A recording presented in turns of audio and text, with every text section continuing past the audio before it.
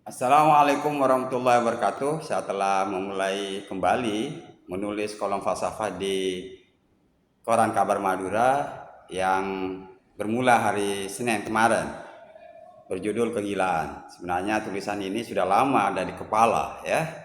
Saya sering ngobrol dengan banyak orang. Sekali waktu saya mendengar langsung dari kawan karib di program Pasca Sarjana, Unuja, "Pak, enak ya jadi orang gila." Kenapa? Ya mereka tidak banyak pikiran, hidupnya sangat menyenangkan karena tidak perlu mengurus banyak hal.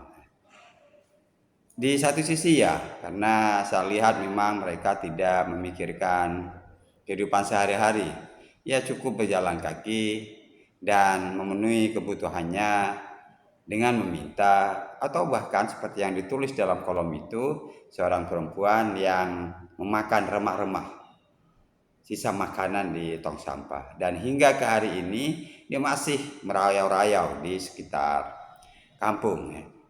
Nah, apakah kemudian kegilaan itu mempunyai takrif yang absolut ya?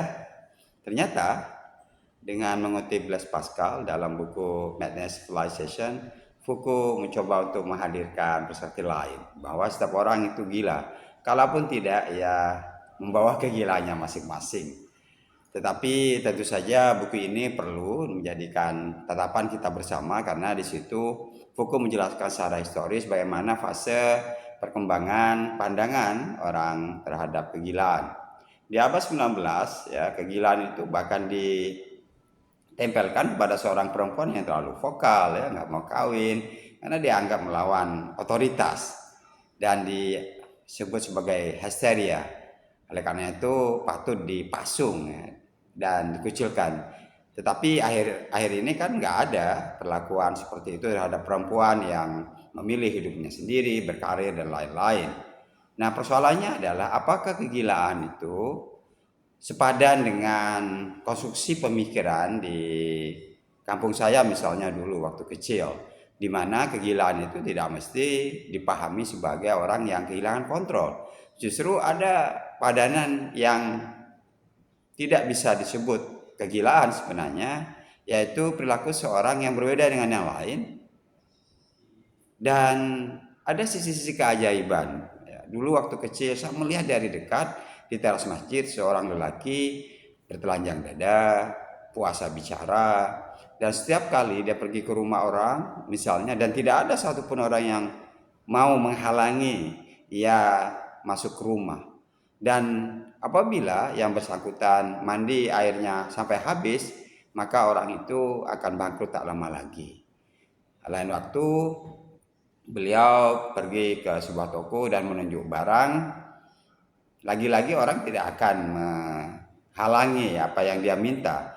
Setelah sarung yang ditunjuk itu diberikan, kemudian menurut kesaksian banyak orang, toko ini laris. Jadi ada banyak sisi untuk melihat kegilaan.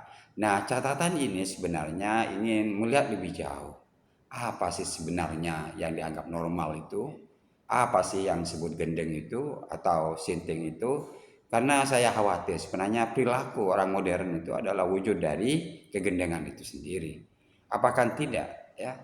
Seseorang bukan raja tapi membangun istana. Seorang merasa bahwa dirinya terhormat hanya karena membangun rumah yang sangat besar, padahal itu hanya terdiri dari batu, semen, dan kayu. Jadi orang merasa harga dirinya naik sebab berdiri di atas benda. Jadi ini mungkin kegilaan yang nomor sekian.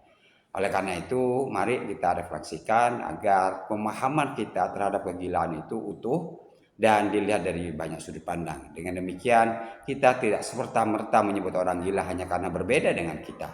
Demikianlah, wassalamualaikum warahmatullahi wabarakatuh.